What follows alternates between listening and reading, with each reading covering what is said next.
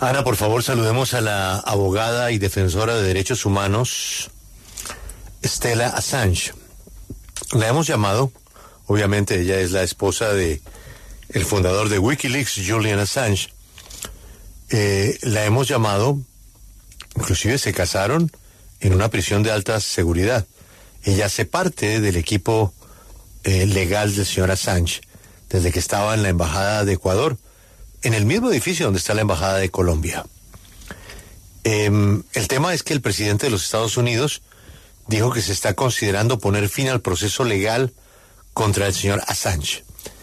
Él ya tiene 52 años y lleva un buen rato con este piano encima. Esa es la primera pregunta, Ana, a doña Estela, agradeciéndole su tiempo.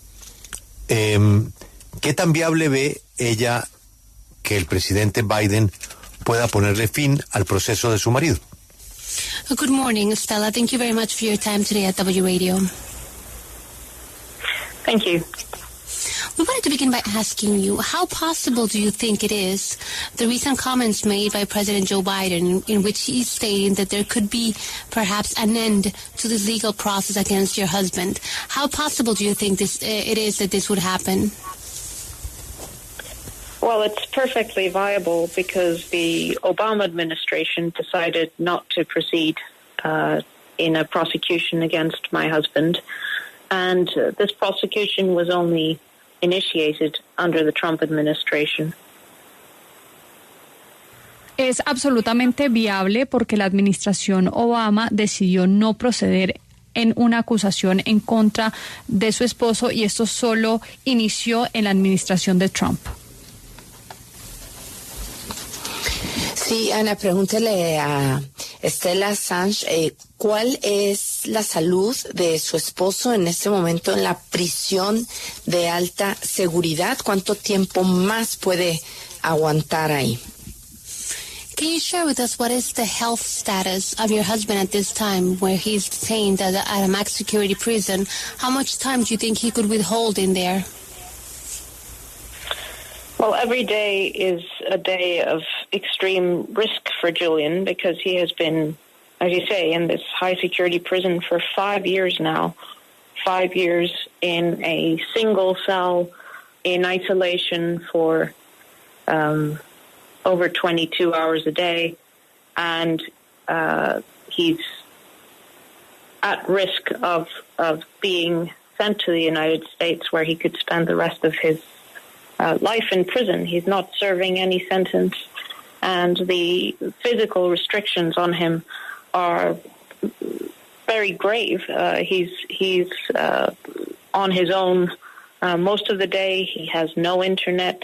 He has limited access to medical care, and he was already in a precarious state, a deteriorated state of health after 7 years inside the Ecuadorian embassy. Pues nos cuenta que cada día es un riesgo para Julian. Nos dice que ya lleva 5 años en una prisión de alta seguridad, en donde se encuentra básicamente 22 horas al día en una celda absolutamente solo, aislado. Está en riesgo ahora mismo de ser enviado a los Estados Unidos, donde podría pasar el resto de su vida en prisión. Nos dice que las condiciones y restricciones físicas contra él son bastante graves. No tiene internet la mayoría del día. El acceso al cuidado de salud es bastante limitado también, y pues él ya tenía un precario estado de salud, ya venía deteriorado después de los 7 años en la embajada de Ecuador. Llevamos 14 años sobre este caso y no solamente podría pasar 175 años en prisión, no se descarta la pena de muerte. Y yo quiero hablar de eso que ella cuenta, de lo que ha sido la vida de este hombre 22 horas al día encerrado en una celda. Él tiene 52 años, yo no sé cuántos años tiene ella, pero se ve una mujer muy joven, muy preparada, tienen 2 hijos. ¿Cómo es la vida de ella con esa limitación que tiene para compartir en familia con su esposo? ¿Cómo logra ella sacar fuerzas para seguir adelante? Stella, we want to know about your life. How do you I mean, where do you get the strength to live this life? I mean, Julian has 22 hours a day without no access to the internet, without, very little access to anything, perhaps. And then you have had to keep going. You have 2 kids. Can you share with us, where do you get the strength to keep on, going with this type of life that you have been encountered with? Well, we live our life in the hope and with a vision of being able to be reunited. Our children are now 5 and 6 years old. They need their father. Of course, they're 2 boys, 2 little boys who, are deprived of their father's guidance and love and affection. And they're only able to see him once a week or so and speak to him over the phone. And this is a completely cruel way to treat a family that Julian has done nothing wrong, and he is being kept away from those who love him, and he's surviving because he knows he has support, a lot of support around him, and I'm able to experience that support and talk about his case, and we're focused on the day that we can be together and live our lives not with huge we don't have huge expectations. For me, the idea of being able to have a dinner at home and have Julian be able to play with the kids, this is all we want. He has even the most basic things have been denied to him for years and years. Let me translate that really quickly, please. Nos dice que viven sus vidas con la esperanza y la visión de que puedan encontrarse nuevamente. Sus hijos, 2 niños pequeños, ya tienen 5 y 6 años. Son niños que, por supuesto, necesitan a su padre y que le privaron la posibilidad de tener la guía, el amor y el afecto de un papá. Nos dice que solo lo pueden ver una vez a la semana, hablar limitadamente por teléfono. Ella considera que es una manera completamente cruel de tratar a una familia, porque Julian, para ella, no ha hecho absolutamente nada malo y ha sido alejado de todas las personas que lo aman. Nos cuenta que él sobrevive porque sabe que tiene mucho apoyo a su alrededor. Ella se ha dedicado a hablar del caso de su marido y pues están enfocados en eso, en el día en que puedan estar juntos nuevamente, en que puedan vivir y retomar sus vidas. No tienen muchas expectativas de cómo será esa vida una vez él salga de prisión.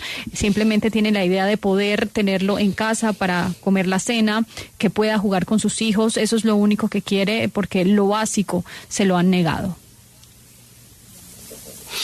¿Qué sigue para Stella, para Julian Assange y para sus seguidores en esta muy larga batalla legal? ¿Hay luz al final del camino? The next step in this legal battle. Do you see any light at the end of the tunnel? It's hard to say, because every day there are more expressions of support. As I said, Amnesty International and all the major press freedom groups and human rights groups and the Pope, heads of state as well, have expressed their support for Julian, and of course Biden's recent statement that he's considering dropping the case. The Australian Prime Minister saying that Julian should come home, that enough is enough. All these things are good signs. On the other hand, as far as the legal process is concerned, Julian is practically at the end of it. The British courts have waved through the U.S. extradition request against all. It has had every reason to stop it, but the courts have waved it through. That's the only way I can express it. And as far as the legal process is now, the the British courts have asked the U.S. to issue diplomatic assurances, essentially a political undertaking, political assertion as the last step. And, you know, if the courts accept the U.S. assurances, then that's the end of the line for the British courts. And Julian can still seek the European Court to have the European Court of Human Rights review the decision, but that's not a guarantee. That depends on a whole other set of factors. It's not a right. It's an uncertainty, and the fact is that he could be extradited to the United States within a matter of before the summer. Pues nos dice que todo es bastante incierto en este punto. Es muy difícil decir si ve la luz al final del túnel porque, bueno, por un lado se ven todas estas expresiones de apoyo internacionales de las cuales nos hablaba. Nos dice que diferentes grupos de derechos humanos lo han venido apoyando. El Papa, de hecho, también ha expresado su apoyo por Julian. Nos dice que esta reciente declaración del presidente de los Estados Unidos, Joe Biden, diciendo que considera poner fin a este proceso legal en contra de Julian, pues también le da un poco de esperanza, y pues diferentes declaraciones de autoridades que dicen que ya lo quieren ver de vuelta a casa, pero pues por el otro lado ya está este proceso avanzado en la Corte Británica, que ya está estudiando el pedido de extradición de los Estados Unidos, teniendo todas las razones para pararlo. Pues el proceso sigue, el proceso legal en la Corte Británica pues nos dice que ya va muy avanzado. Le pidió a los Estados Unidos ciertas garantías, un listado de garantías como último paso para ya llevar a cabo esta extradición, y si ya lo acepta esta Corte Británica, pues sería el final casi del proceso, y pues Julian podría ser enviado a los Estados Unidos. Pues les quedaría un recurso más, y es enviarlo a la Corte Europea de Derechos Humanos para que revise la decisión, pero eso no da ningún tipo de garantía, depende de otros factores. Podría seguir siendo extraditado a los Estados Unidos antes de este verano si pues todo sigue como apunta.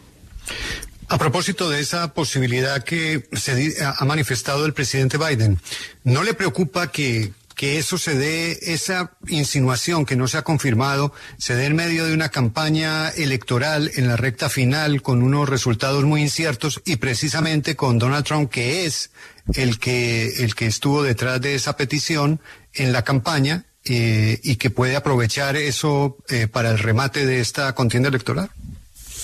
Doesn't it worry you that President Biden is the person that is saying that perhaps that legal battle should be ended? But we are in an election year, and perhaps, when we are closer to November, things could change to an extent that Donald Trump could try to use that against Joe Biden in his campaign, and then that would put a pause on Joe Biden's belief that there should be an end to this legal process? Well, yes. The fact is that this case is a political case, and the question is very interesting, precisely because it is a political case. Julian's fate depends not on seeking to address legal concerns, but he is at the mercy of the political events in the United States. The Biden statement is, however, the first time that we've seen something other than just shutting down in relation to questions around Julian's case. And I see it as an opportunity, a possibility that can be seized, because the fact is that even within the Biden administration, there are forces that want to see an end to this case. It has always been a controversial case. Many within the administration and the U.S. bureaucracy understand that it is an existential threat to the free press, not just in the United States, but the rest of the world as well. It doesn't just set a legal precedent; it sets a political precedent as well. So I think precisely because this case is so controversial, there is room for movement, and it's all kind of up in the air. Pues nos dice que el hecho es que este es un caso político y por eso la pregunta es interesante, porque precisamente es un caso político, así que Julian depende de no preocupaciones legales, sino está a la merced de los eventos políticos que acontecen en los Estados Unidos.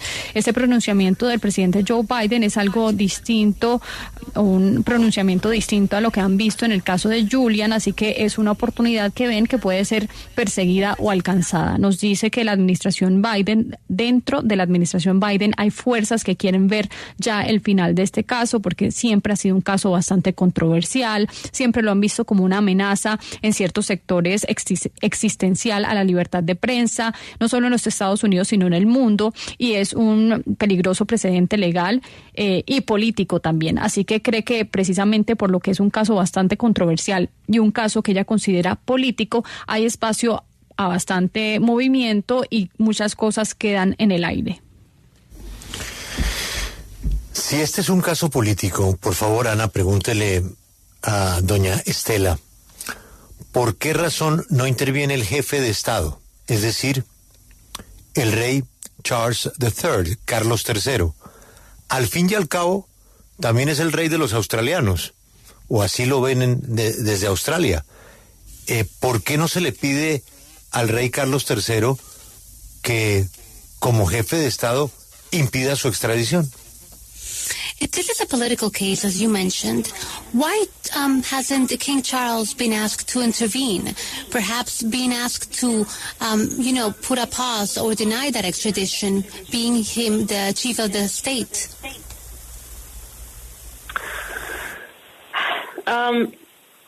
Look, there has been a game being played between the U.S.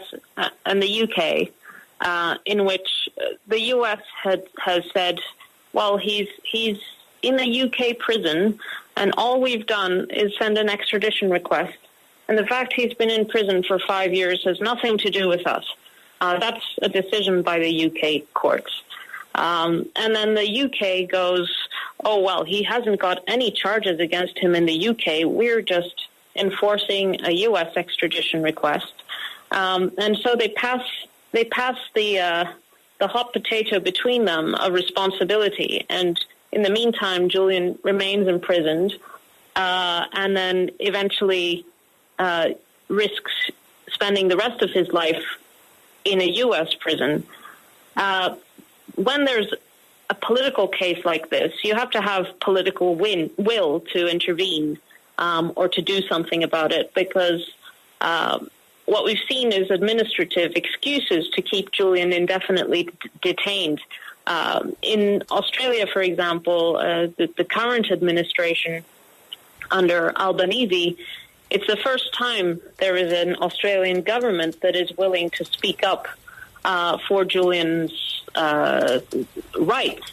And it's a first time, the first administration since 2010 that has been willing to do that. Of course, it has been available to each administration in the meantime, but they chose not to. And with the UK, with Prince Charles, of course, there is the ability to do it, but is there a will? Well, the reality is that the US and the UK are so joined by the hip that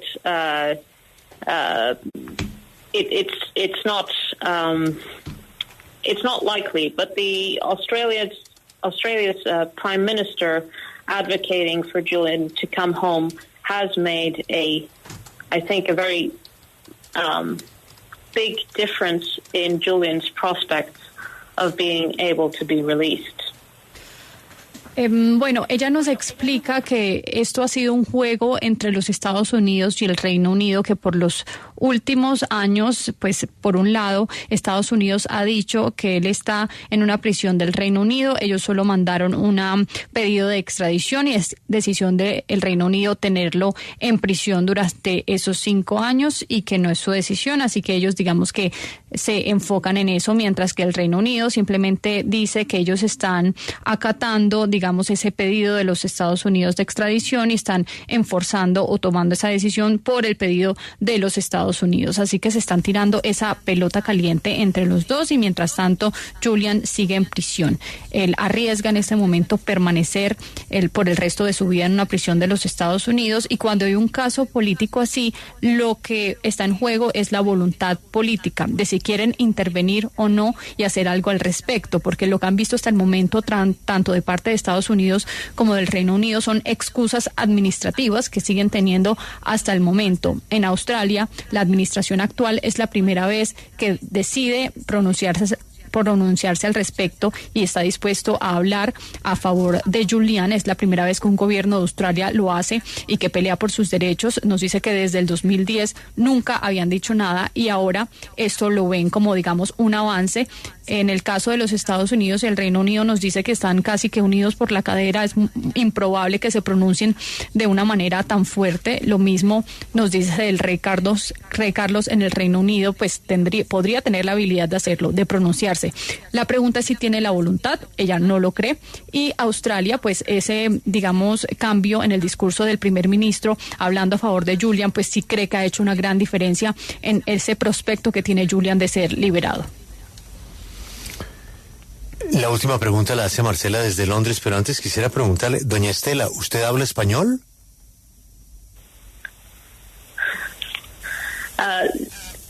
Sí, hablo, pero no me explico bien. No, yo creo que suena muy bien su español. Mi español es peor que mi inglés, me expreso mejor en inglés. Marcela, la última pregunta, hágasela tranquila en español, a ver si la entiendo, si no la traducimos. Bueno, muy bien. La pregunta para Estela es que a Chelsea Manning, Obama le conmutó la pena en 2017 por este mismo tema de Wikileaks.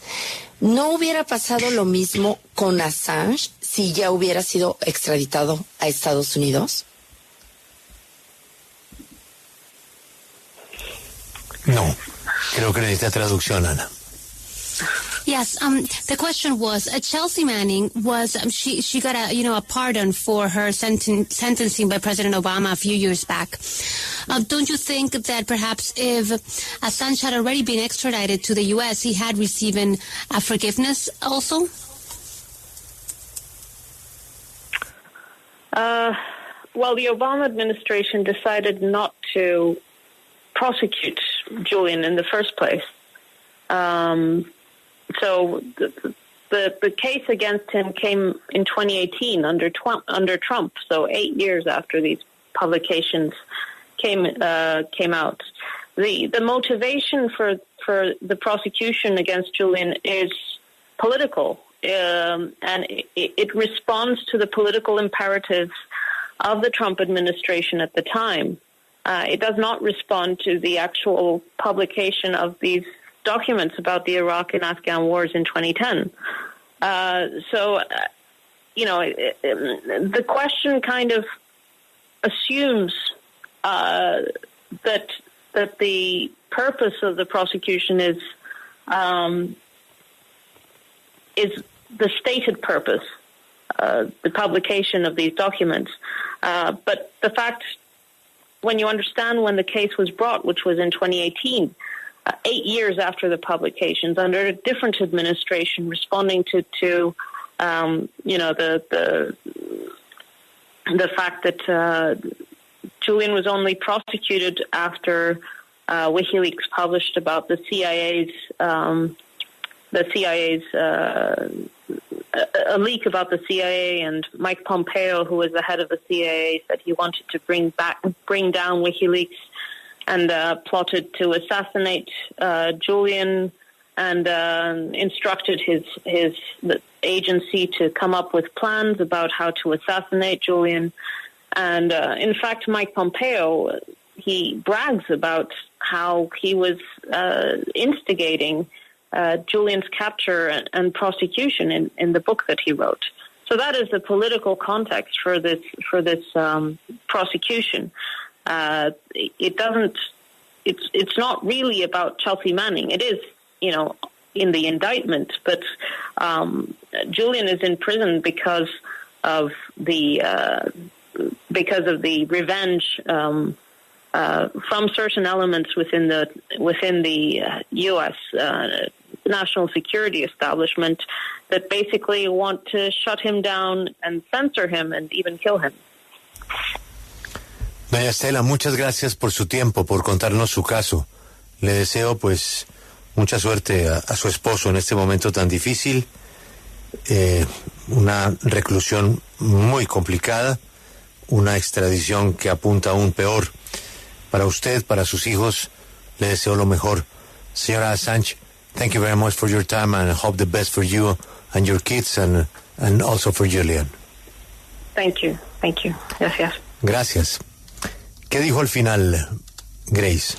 La administración Obama decidió no acusar a Julian en primera medida. El caso fue retomado en 2018 bajo la administración de Donald Trump, 8 años después de las publicaciones que habían hecho. Así que esto tiene mucho que ver con las motivaciones en contra de Julian, que para ella son absolutamente políticos. Nos dice que hay que mirar estos hechos porque para ella se tomó la decisión simplemente por una venganza y una presión que quería hacer ciertos elementos en Estados Unidos de la seguridad nacional, incluso para callarlo o matarlo. Nos dice que hay que tener muy clara el contexto de esta acusación en contra de Julian, que en el fondo no es Chelsea Manning, aunque en la acusación sí lo sea, porque para ella es Mike Pompeo, que incluso alardea de cómo instigaba esa captura en contra de Julian, eso lo publicó en su libro, y esa acusación en contra de Julian. Entonces nos dice que para ella, por eso el propósito es simplemente político de esta acusación, cuando en 2018, 8 años después, se presentó, digamos, otra administración respondiendo a ese hecho y esas publicaciones. Digamos que cuando Julian fue acusado de haber publicado esa filtración de la CIA relacionada con Mike Pompeo y ese plan para asesinar a Julian, y que instruyó a la agencia a hacer un plan para cómo asesinarlo, pues eso cree que fue lo que motivó realmente esta acusación en contra de él.